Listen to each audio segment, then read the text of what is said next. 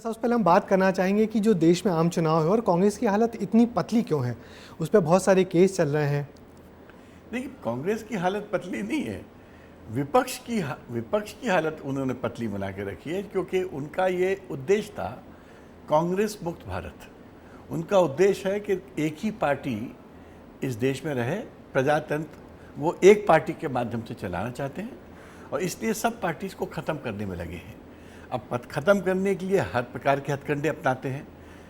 Financially ख़त्म करो, tax terrorism के थ्रू ख़त्म करो। बड़े मुश्किल से कल हम लोग को सुप्रीम कोर्ट ने वो राहत मिली, 3,500 करोड़। तो कांग्रेस पार्टी पर टैक्स 3,500 करोड़।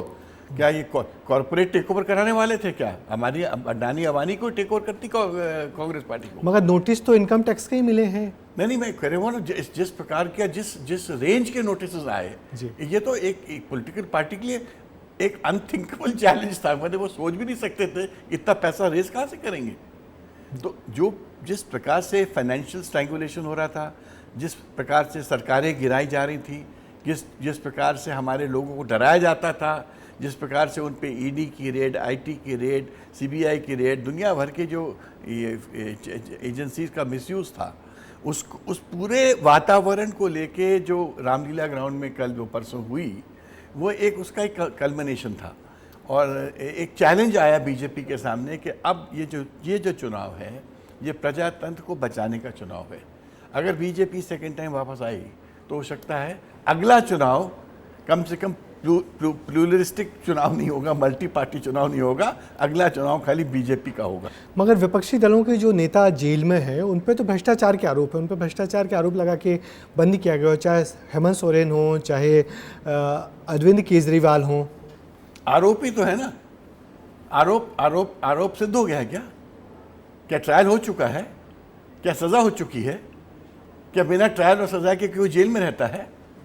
आपने तो एक सिस्टम बना दिया है डराने का कि सिटिंग चीफ मिनिस्टर को कॉलर पकड़ के उनके घर से बाहर ले आओ और जेल में डाल दो, जिससे कि कोई हिम्मत ही नहीं करे उनकी पार्टी में खड़े होने का। चुनाव प्रचार नहीं होगा, लीडर्स नहीं रहेंगे। तो ये जो भय का वातावरण पूरे देश में बनाया जा रहा था, और क्या भ्रष्टाचार खाली विपक्ष में है? जो कल तक उनके लिए भ्रष्ट था, वो आज उनके यहाँ डिप्टी चीफ मिनिस्टर बन जाता है, चीफ मिनिस्टर बन जाता है, भ्रष्टाचार खत्म हो जाता है। मिस्टर अजीत पवार के बारे में 2 दिन पहले मोदी जी ने बोला ये 70,000 करोड़ का करप्शन है इनके अगेंस्ट, और 2 दिन बाद उनको डिप्टी चीफ मिनिस्टर बना दिया। बात खत्म हो गई, कहानी खत्म।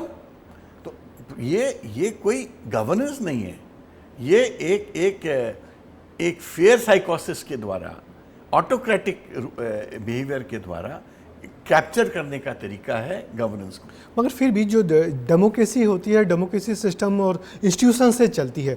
सुप्रीम कोर्ट है, आप जहाँ पे वकालत करते हैं, कोर्ट है, चुनाव आयोग है, ये सब चीज़ें भी तो हैं। चुनाव आयोग कौन अपॉइंट कर रहा है? क्या उसमें कोर्ट का हस्तक्षेप है? आपने अपने हाथ में रखा पूरा अपॉइंटमेंट। सुप्रीम कोर्ट ने कहा था कि सुप्रीम कोर्ट के चीफ जस्टिस को इसका मेंबर बना के रखो, और कुछ दिन वो लॉ था, जब तक वो जजमेंट था। आपने जल्दी से एक नए लॉ लाए, उसमें चीफ जस्टिस ऑफ इंडिया को उससे बाहर किया और अपने नॉमिनी को उसमें 3rd मेंबर बना दिया। तो ऐसा आप जो सिस्टम है उसमें अपने आदमियों को डाल के आप उस सिस्टम को अपने कब्जे में रखना चाहते हो, तो ये किसी को एक्सेप्टेबल नहीं है। ये डेमोक्रेटिक फंक्शनिंग नहीं है, ये डेमोक्रेटिक बिहेवियर नहीं है।